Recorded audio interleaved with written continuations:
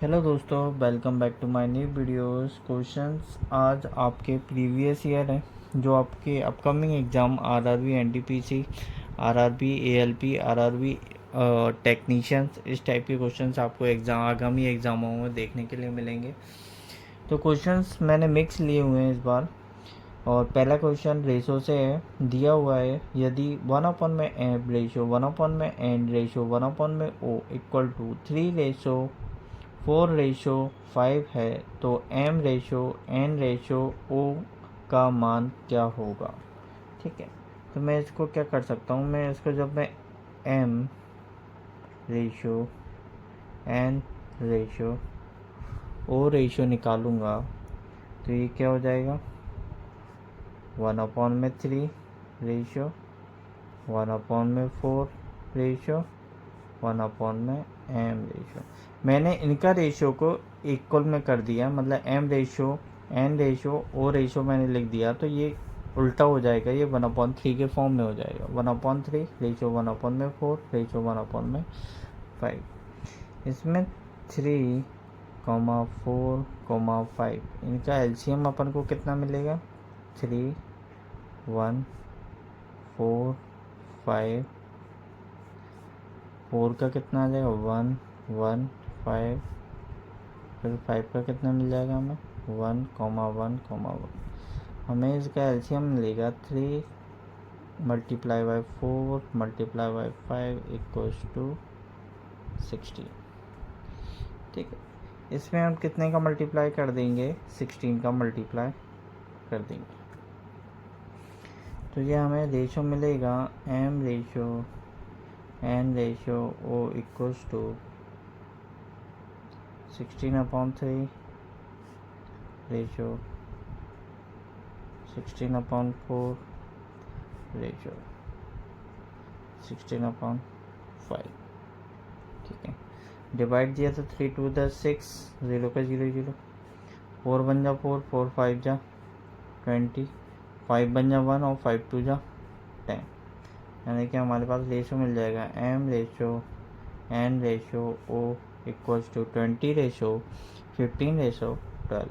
ये हमारा क्या हो जाएगा, आंसर हो जाएगा। ठीक है दोस्तों, नेक्स्ट दिया हुआ है क्वेश्चन है, तपस, अभी और ऋषि के बीच एक केक काटा गया। तपस को मैं टी लिख देता हूँ, यहाँ पर मैंने टी लिखा, यहाँ मैंने टी लिख दी, यानी कि 1/3। ऋषि को मैंने आर लिखा, तो ऋषि को कितना मिल गया, 1/5। रिमेनिंग किसको मिलेगा, अभी को कितना मिला ये अपन को नहीं पता। ठीक है, टोटल केक कितना है,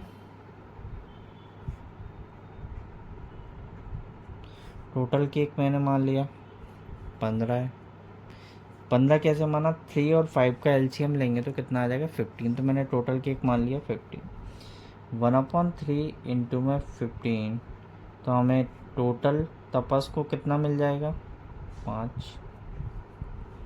3 5 जा 15 इक्वल्स टू, अब अभी को सॉरी ऋषि को कितना मिलेगा, ऋषि को डिवाइड देंगे 15 में तो कितना मिल जाएगा ऋषि को, 3।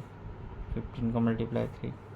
रिमेनिंग कितना बचा हुआ है, रिमेनिंग कितना बचा हुआ है, रिमेनिंग बचा हुआ है, जब 5 और 3 8 हो गए तो बचा हुआ कितना, टोटल कितना है 15, 5 और 3 8, तो बचा हुआ कितना हो जाएगा, 7। 7 अभी को मिला। 7 अभी को कैसे मिला, तो अभी का भाग, अभी का पार्ट कितना मिलेगा उसको, इक्वल्स टू 7/15। ये इसका क्या हो जाएगा, राइट आंसर हो जाएगा।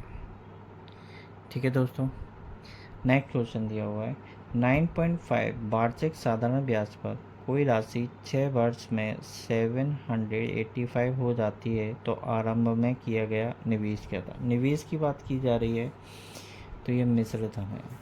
इसका फॉर्मूला होता है P1 plus R/100 R into T/100। ठीक है, हमें कितना दिया हुआ है, 785,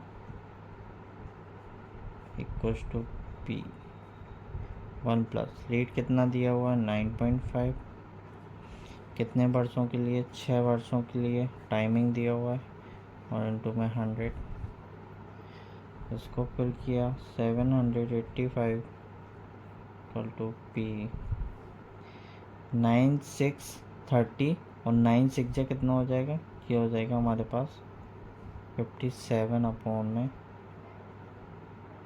100, कितना हो जाएगा 785 पी 157 अपॉन में कितना हो जाएगा 100।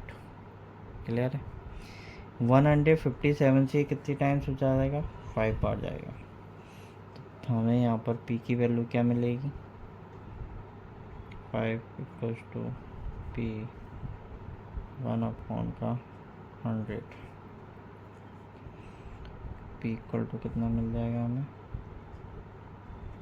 500, यानी कि राशि कितनी मिल जाएगी हमें 500 इसकी राशि प्राप्त होगी। ठीक है। नेक्स्ट क्वेश्चन आपका टाइम एंड डिस्टेंस है। एक रेलगाड़ी 180 किलोमीटर पर आवर्स की चाल से एक 100 मीटर लंबे पुल को पार करने के लिए 10 सेकंड का समय लेती है। रेलगाड़ी की लंबाई मीटर में याद कीजिए। ठीक है, मीटर में निकालना है तो ये किलोमीटर में दिया हुआ है, तो हमने इसकी चाल को क्या किया 180 इंटू किलोमीटर में चेंज करने के लिए, मीटर में चेंज करने के लिए कितना हुआ,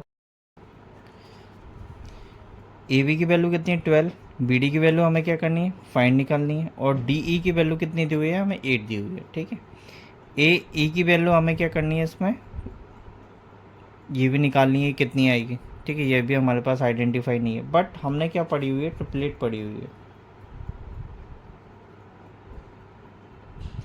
ट्रिपलेट क्या होती है 15 8 17, ये इसकी ट्रिपलेट होती है। ठीक है, अब कैसे पता, यानी कि ये हो जाएगा 15 का स्क्वायर प्लस में 8 का होल स्क्वायर इक्वल्स टू 17 का होल स्क्वायर, 15 15 225 प्लस 8 8 जा कितना हो जाएगा 64 इक्वल्स टू 17 का स्क्वायर यानी 289, ये कितना हो जाएगा 289 इक्वल्स टू 289। ठीक है, अब इसमें मुझे कितना करना पड़ेगा जिससे कि मेरे पास क्या मिलेगा 17 मिलेगा। अब मैंने ए डी की वैल्यू कितनी निकाली है 17, तो मेरे को 17 बनाने के लिए 12 में कितना ऐड करूँ कि ये 17 हो जाएगा। मैंने को बी डी में कितना ऐड कर दिया, मतलब 12 में इसमें बी डी की लंबाई आधी कितनी मान ली 5 मान ली, तो ये कितना हो जाएगा 17 हो जाएगा। ठीक है, अब मैंने ट्रिपलेट लगाई, दोबारा मैं इसी क्वेश्चन पे सॉल्व करता हूँ। डी ई का स्क्वायर यानी कि परपेंडिकुलर ए ई का स्क्वायर इक्वल्स टू ये कितना हो जाएगा ए बी यानी कि 17 का स्क्वायर, 12 प्लस में 5 17 हो जाएगा, 8 कितना हो जाएगा जी 8 का स्क्वायर, ए ई कितना हो जाएगा 15 का स्क्वायर इक्वल टू 17 का स्क्वायर यानी कि 289। ठीक है, ये दिया हुआ है 289। जब ये 289 दिया हुआ है तो ये भी जब हम सिंप्लीफाई करेंगे तो ये कितना हो जाएगा 225 इक्वल्स टू कितना हो जाएगा 289, तो ये कितनी हो जाएगी 289 इक्वल्स टू 289। फाइनली क्वेश्चन हमसे ये पूछा गया था कि बी डी की लंबाई कितनी मिलेगी, यहाँ पर बी डी की लंबाई कितनी मिलेगी हमारे पास 5 सेंटीमीटर, हमारा क्या हो जाएगा राइट आंसर हो जाएगा। ठीक है फ्रेंड्स, नेक्स्ट क्वेश्चन दिया हुआ है मजदूर के 2 प्रकार हैं, पहले प्रकार के मजदूर दूसरे प्रकार के मजदूर से 3 गुना ज़्यादा कार्य करते हैं, यानी कि मैंने इसको पहला मान लिया, और ये दूसरे प्रकार के मजदूर से कितने गुना काम कर रहा है 3 गुना काम कर रहा है। ठीक है, ये इफ़िशियंसी है। पहले मजदूर के 12 मजदूर किसी कार को 10 दिन में कर सकते हैं। इफ़िशियंसी मतलब कि 1 अपॉन में पहले मजदूर की इफ़िशियंसी अपॉन में दूसरे मजदूर की इफ़िशियंसी का रेशियो कितना आ जाएगा, 3:1। पहले मजदूर किसी कार को 10 डेज में कर सकते हैं, तो इफ़िशियंसी कितनी हो जाएगी, फर्स्ट मजदूर की टोटल वर्क कितना करेगा, 3 इफ़िशियंसी के अनुसार 12 मजदूर काम करेंगे 10 दिन के लिए, टोटल इसको बोलेंगे अपन वर्क। टोटल वर्क कितना मिल जाएगा मुझे, 360। ठीक है, अब इसमें बोला गया है 4 पहले मजदूर यानी कि 4 × 3, 8 दूसरे मजदूर यानी कि ये कितना हो जाएगा, 8, 4 3 जा 12 प्लस में 8 इक्वल टू कितना मिल जाएगा हमें, 20। ठीक है, अब 4 पहले प्लस 8 दूसरे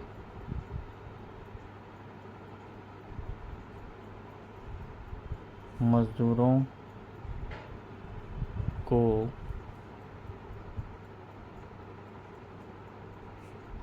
समय लगेगा इक्वल्स टू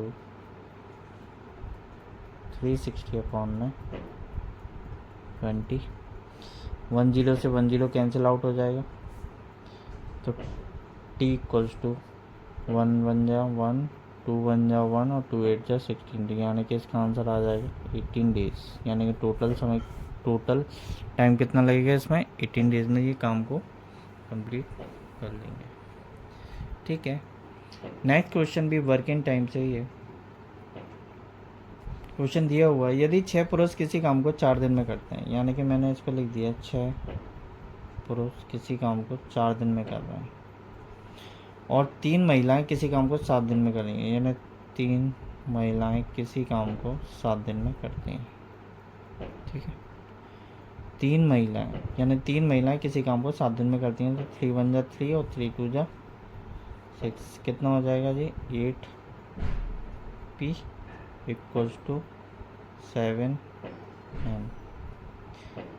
p की वैल्यू हम निकालेंगे, पुरुष की तो कितनी आ रही है, 7 अपॉन में 8m। ठीक है, इसको हम इक्वेशन नंबर फर्स्ट मान लेंगे। हमसे पूछा गया है 8 पुरुष 7 महिलाएं, यानी कि 8 पुरुष प्लस में 7 महिलाएं। 8 पुरुष मतलब कि 8p मतलब कितना हो जाएगा, 7 अपॉन में 8m प्लस का 7m, 8 से 8 कैंसिल हो गया। अब ये हमारे पास क्या बचेगा, 7m प्लस का 7m इक्वल्स टू कितना बचेगा, 14m। m यहाँ पर क्या है, याद रखना है, m महिला है इसमें, क्लियर है इसमें। ठीक है, ये हमें मिल गया। फिर उसके बाद 6 पुरुष किसी काम को 4 दिन में कर रहे हैं, महिलाएं निकाल ली अपन ने, क्लियर है इतना।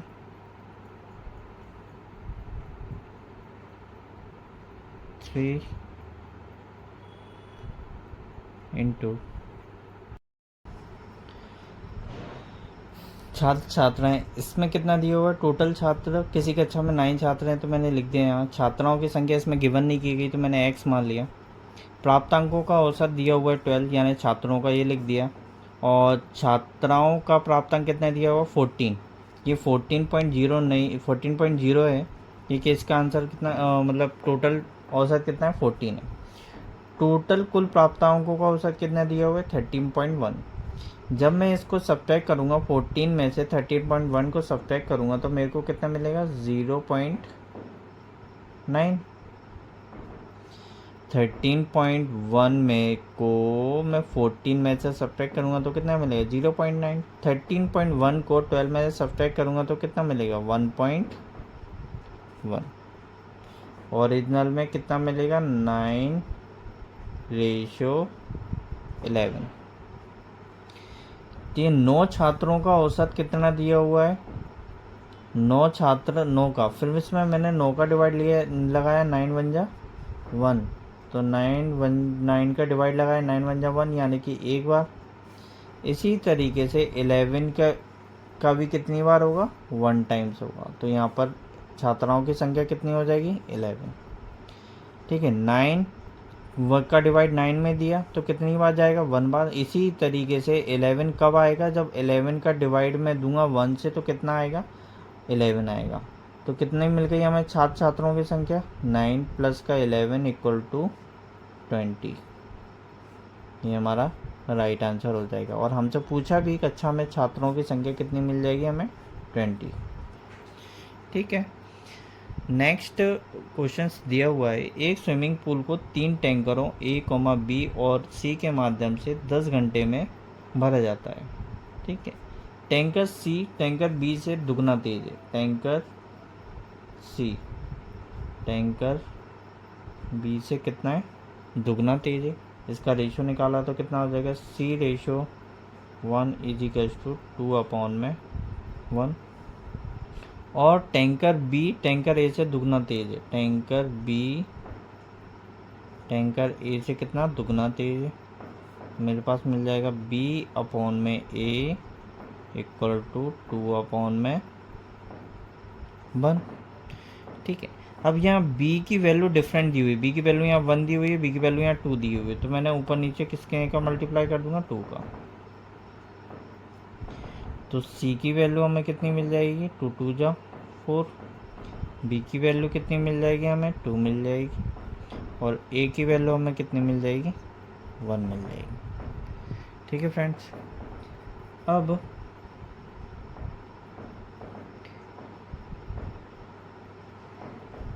ठीक है, तो ये दुगना तेज है। अब बोला गया है स्विमिंग पूल ए को, यानी कि ये टोटल कितना हो रहा है, तीनों कितने में भर रहे हैं 4 to 6, यानी टोटल कितना 7। कितने घंटे में भर रहे हैं 10 में, तो ये कितना मिल जाएगा 17 टोटल वर्क मिल जाएगा। अब उसको टाइम कितना लगेगा, ए अकेला कितने में करेगा, ए की एफिशिएंसी कितनी है 1, तो इसका डिवाइड लगा देगा। ए फिल करेगा 17 आवर्स। 17 आवर्स में ये इसको क्या करेगा फिल करेगा। ये हमारा क्या हो जाएगा राइट आंसर हो जाएगा। Thank you friends. 3, अब ये वाले वैल्यू रखेंगे इसमें 3 × 7 डिवाइड देंगे कितने का 14 m का 14 m, इसमें भी क्या चलेगा m चलेगा, तो ये m से m कैंसिल आउट हो जाएंगे। आंसर मिलेगा 21/2। ठीक है, 7 3 जा 7 2 जा यानी 3/2। इसका आंसर क्या मिलेगा 3/2 डेज, इसका आंसर हमें मिल जाएगा। ठीक है, नेक्स्ट क्वेश्चन है, किसी कक्षा में 9 छात्र कुछ छात्राएं, इसमें मैंने क्या लिखा छात्र, या मैंने लिखती छात्राएं। छात्रों की संख्या कितनी है 9/x, यानी कि एक छात्राएं मान ली। किसी परीक्षा में प्राप्तांकों का औसत 12 है। टोटल प्राप्तांकों का औसत मैंने कितना मान लिया 12 है। छात्राओं का औसत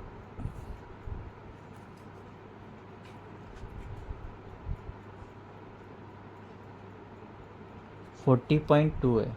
छात्राओं का औसत कितना है 14.2। और कुल प्राप्तांकों का औसत कितना है 30.1। और इसमें दिया हुआ है छात्रों का औसत कितना दिया है मेरे को 12 दिया हुआ है। ठीक है, छात्रों का औसत कितना दिया हुआ है, 12 दिया हुआ है। तो ये कितना हो गया, छात्रों का 12 दिया हुआ है, छात्राओं का 14 पॉइंट दिया है और टोटल कितना दिया हुआ है 30.1। इसको इसमें से सब्ट्रैक्ट करेंगे तो मेरे पास कितना मिलेगा 1.1। क्लियर है। और जब 1.1 है, अब 13 में से 1 को मैं इसको सब्ट्रैक्ट करूँगा तो इसमें भी मुझे क्या मिलेगा